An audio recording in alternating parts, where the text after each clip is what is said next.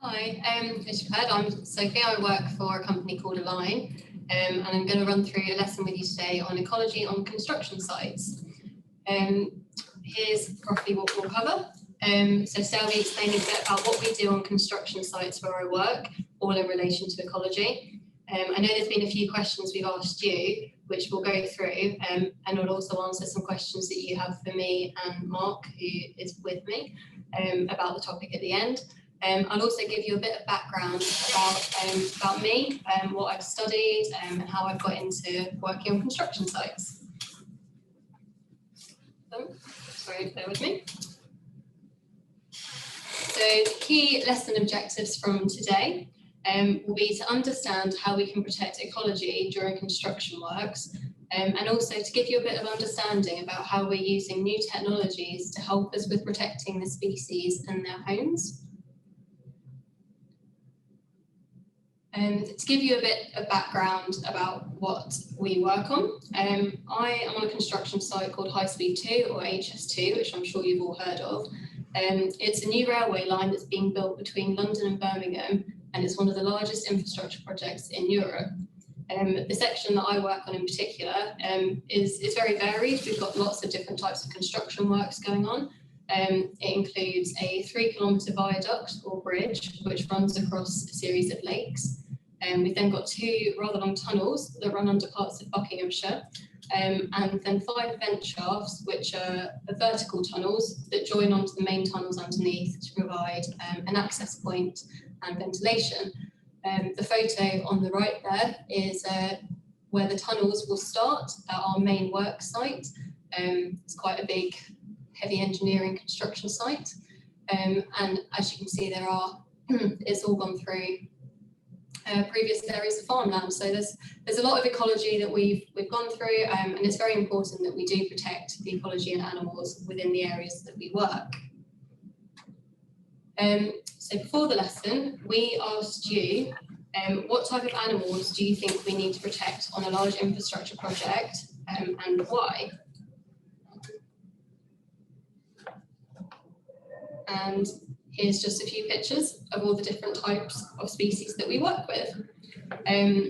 So far on our site, we're providing protection for badgers, birds, water voles, bats, and various reptiles like grass snakes.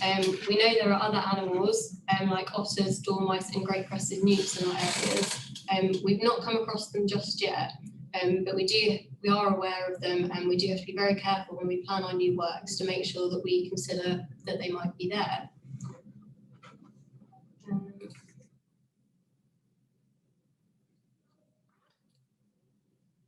Then going on to why we have to protect them.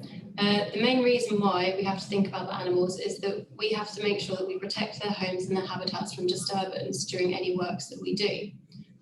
Their homes can be in many different environments. Some make nests on the ground or in trees, whilst others live in burrows and holes in the ground or on riverbanks.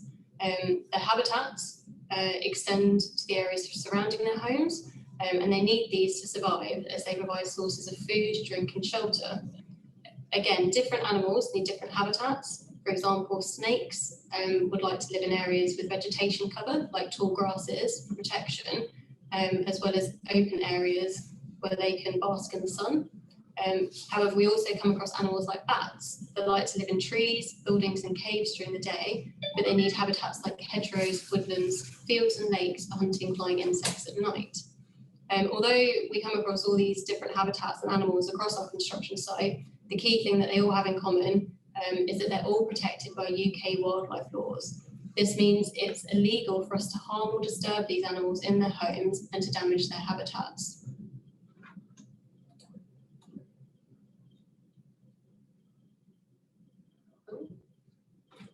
The second question we asked you is how you think that we might locate their homes so that we can know which areas to protect and how. So firstly, when a construction project begins, a lot of research goes into the area where we're working, and this is first done using a desk study exercise. This includes contacting local wildlife record centres to find out what information already exists. And it's from this that we can get an initial understanding of all the different animals we think live in the area where we're working. Once we have this information, we can start to plan how the area must be protected, and kind of start to explain all the ways that we can prevent disturbance. After a desk-based research exercise, we then have ecologists that will come into the locations that might be impacted by our works, and they will undertake further wildlife surveys.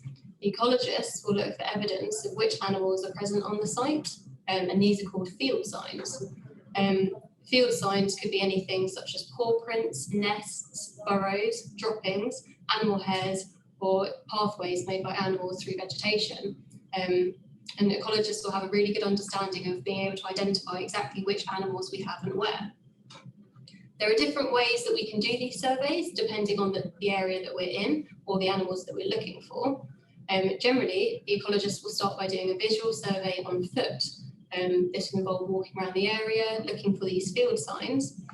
In some cases, animal habitats are in hard to reach places. For example, bird nests are often high up in trees, and bats have a tendency to also be quite high up and tucked away in hard to reach areas. We can use ecologists with specialist tree climbing skills to get to these areas, but on this project, we've been working with new technology to help locate protected species, making ecologist works easier and more efficient.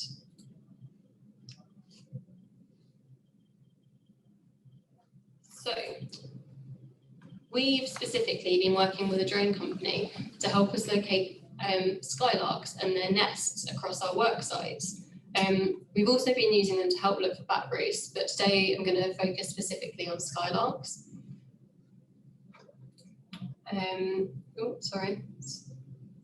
So to give you a few facts about skylarks, they're very small birds that like living in bare open areas with low vegetation, such as farmland. This is mainly what our construction site runs through, so it's an incredibly important and relevant species where I work. What makes these birds different from a lot of other birds is that they make their nests on the ground rather than in hedges or trees. Unfortunately, the population of skylarks is decreasing. Numbers fell by 75% between 1972 and 1996, and to this day they continue to decline. 22% since. They're now at 22%. Yeah, so since 2000. So yeah, they're definitely a species that are at risk of extinction. Because of this, they've been added to what's called the UK Red List for bird conservation, indicating that they're in urgent need of protection.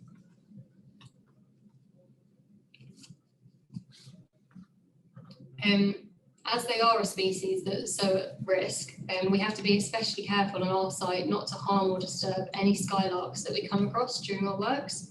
To do this, we make sure that we locate any nests and identify if we've got any skylarks in the area before we start any works.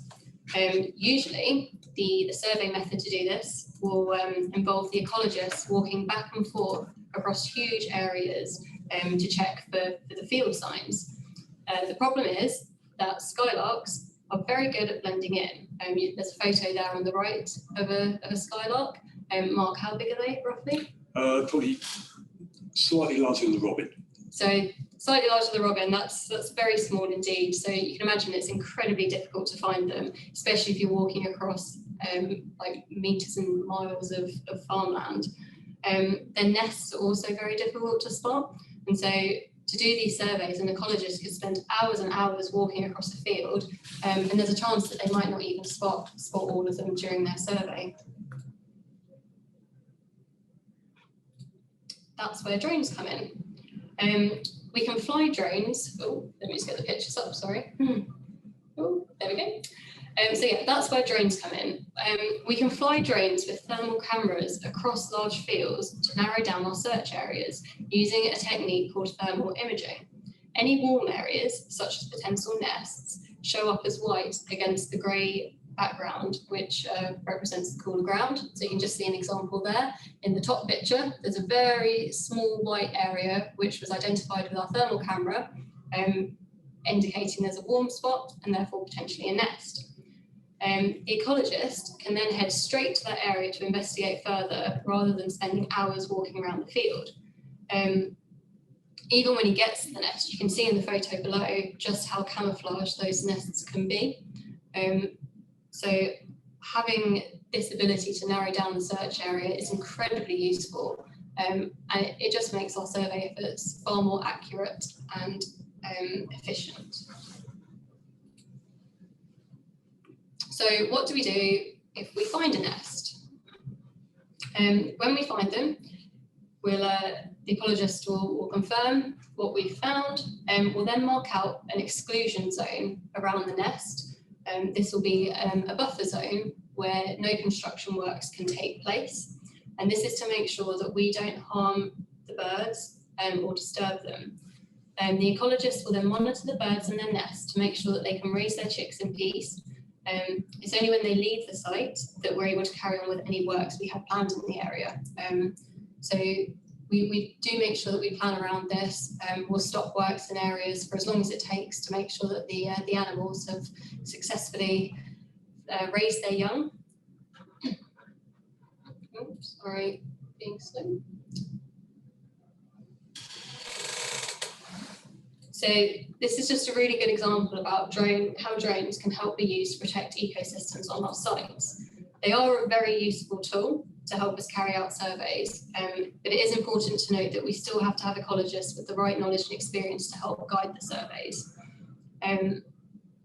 Just because they've got the understanding about the species, and we can't rely just on the drone finding it, we'll then have to assess it fully once we find them.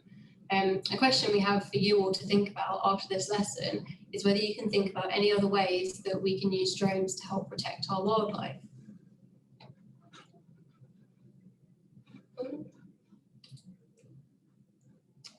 So yeah, that's just the end of a bit of background about a case study of protecting ecology.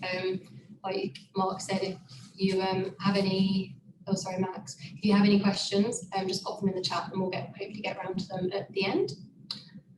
The next part of the lesson is just a little bit about me and let you know how I kind of got into this industry.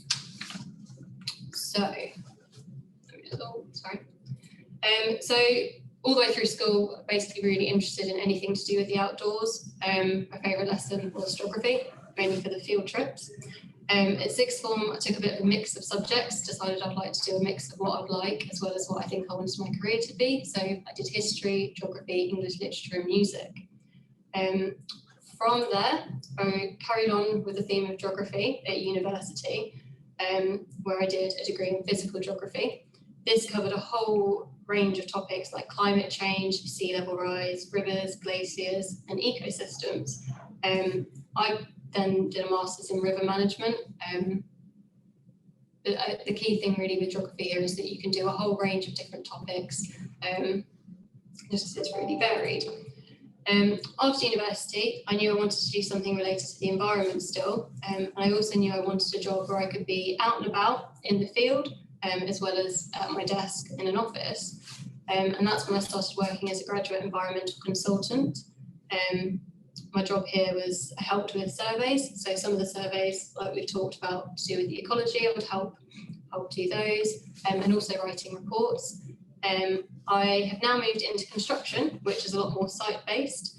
And my main role really as an environmental advisor is to help protect the environment during all the works that we do.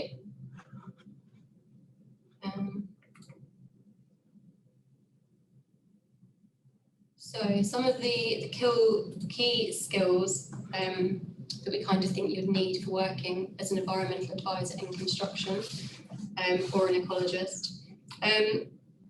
You need to have excellent problem solving skills and the ability to think of your feet. The construction industry is incredibly fast paced and also the environment itself is very, very varied, which means that each week new problems and issues come up.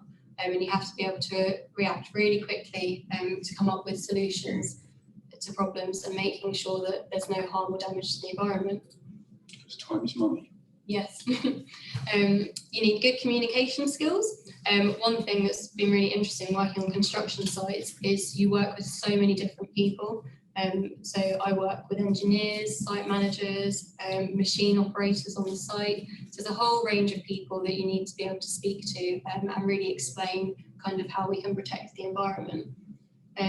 need to be willing to learn new things. Again, before my job, I had never been involved with anything in construction or with anything to do with engineering.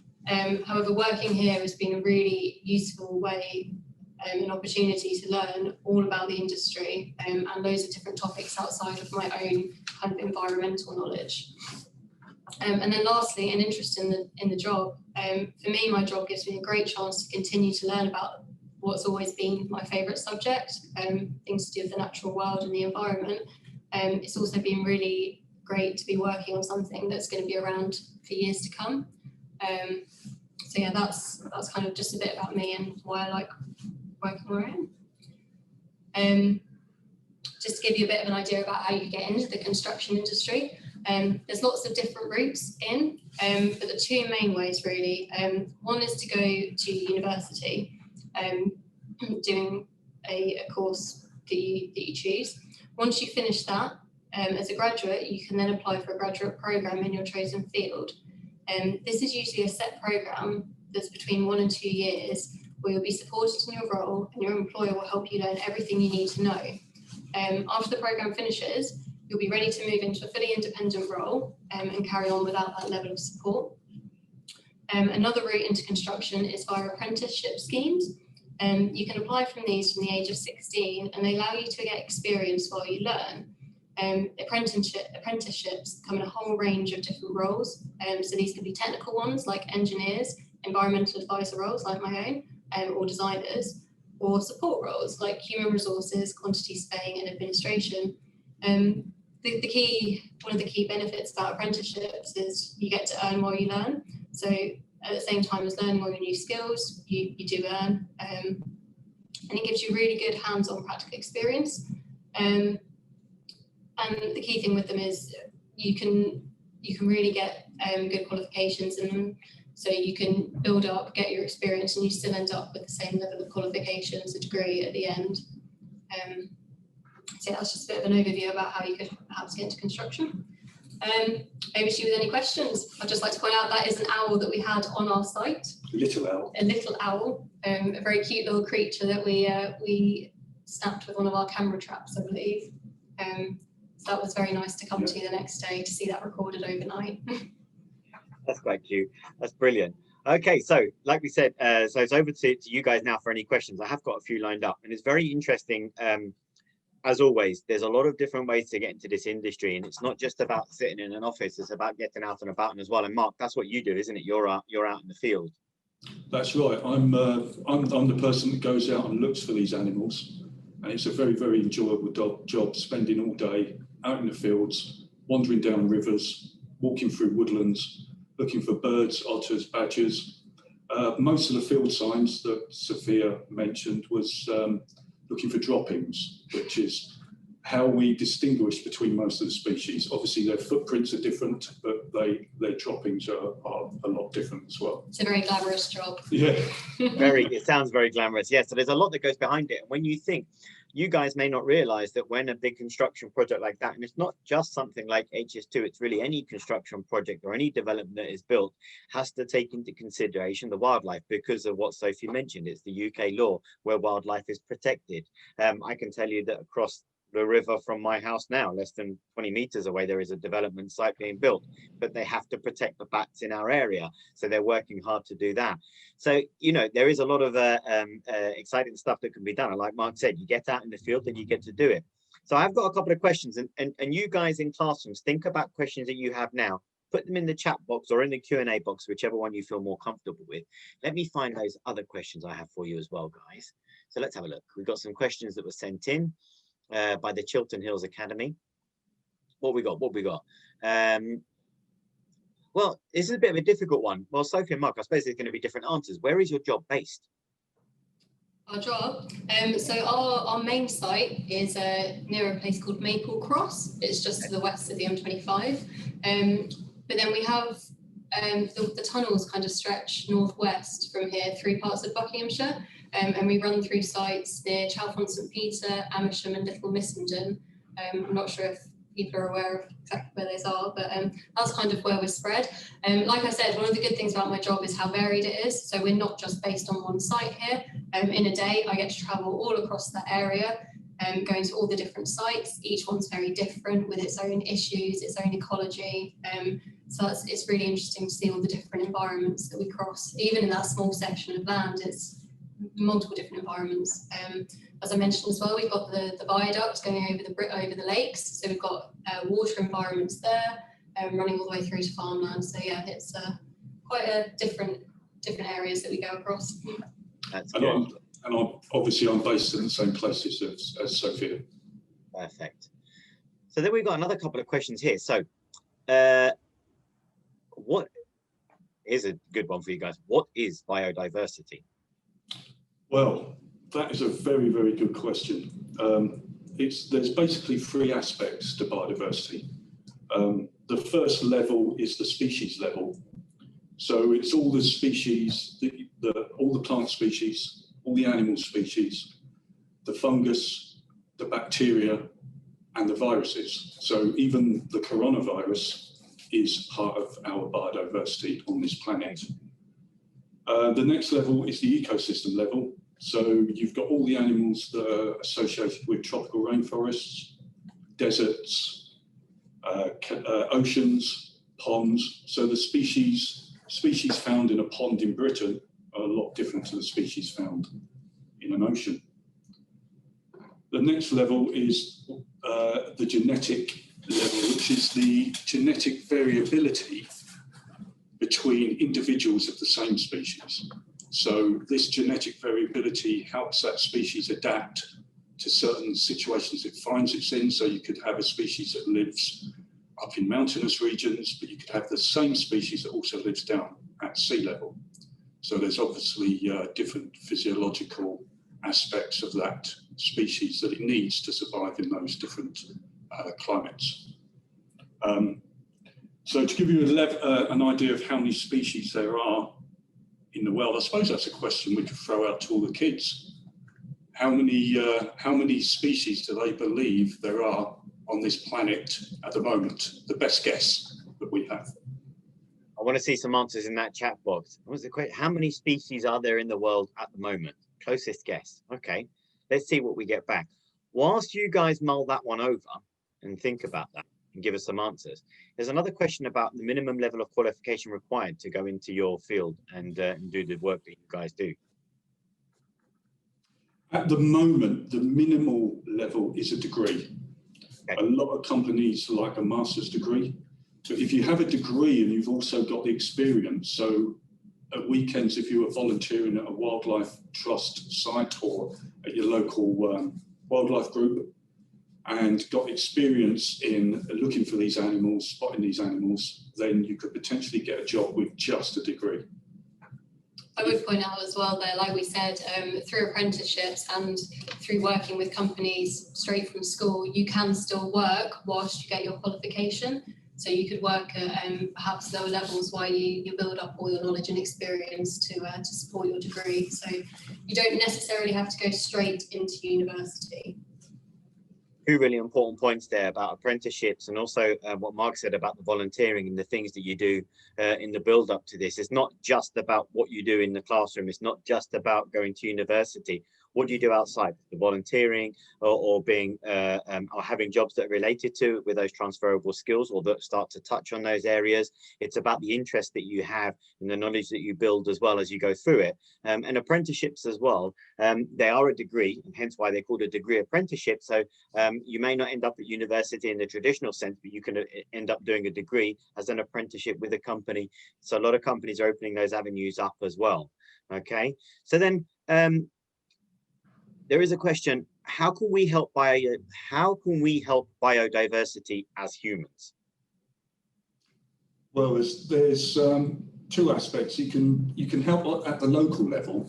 So you can just go into your back garden and persuade your parents to let a 2-meter swathe of the end of the garden to just go wild, if they're happy with that. And you could also persuade them to build a pond in the garden. So once you put the pond in, you'll automatically over the next 2 years attract animals like diving beetles, back swimmers, little creatures called ostracods and copepods, which are the which are the primary producers. Those are the animals that feed the larger insects. And all of these animals will come in over time, and you're automatically increasing the biodiversity of your back garden. If you go out to your local wildlife trusts and help them plant trees and bushes, you will be then increasing the habitat for insects, which will then help the birds feed their chicks. So that's how you can do it at the local level. From a society level, I'll pass you over to Sophia, that's got a bit better idea of what you can do at the society level. Yeah, so on a wider level, I mean, you can still make personal choices. There's a lot of, with products that you buy, there's a lot of things around sustainable products, that's fair trade. You'll find things with eco-labels. I think, you know, one of the key threats on a global scale at the moment really is deforestation. There's obviously, you know, having recycled paper helps to minimise that. There's things like palm oil, which is quite a very topical issue at the moment. And it's kind of making those choices to buy the most sustainable products that you can. That all helps to save ecosystems and habitats all across the world. If everyone does very small gestures like that, it all adds up to have quite a big impact on a global scale. So there is obviously quite a lot that we can do. And then similarly to that, I mean, we've just seen what your company does to protect biodiversity, especially out in the field on construction sites, because we have to be aware of what we're doing as we're building and as we're changing the habitats of animals, I suppose. So there is those opportunities.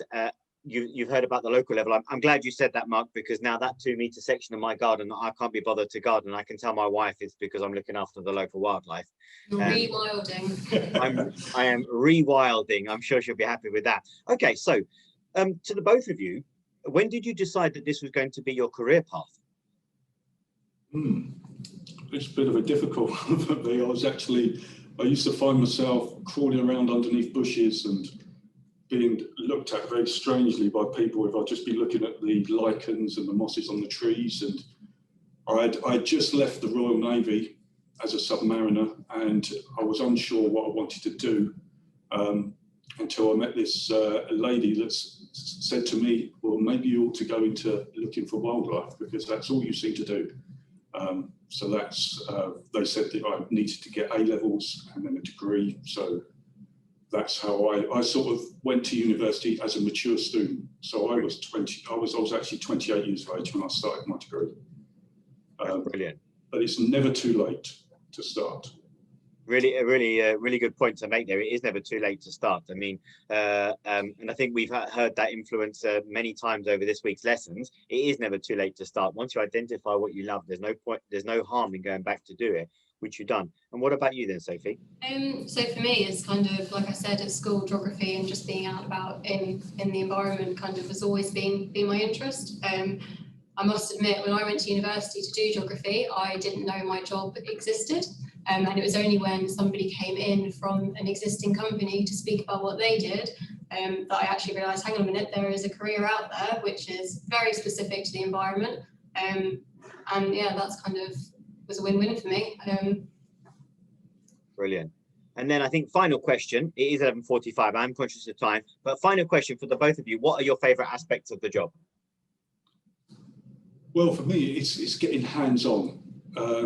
In particular, when we go out and do surveys for dormouse, we actually we put out a range of boxes, and then we go back and visit them once every month.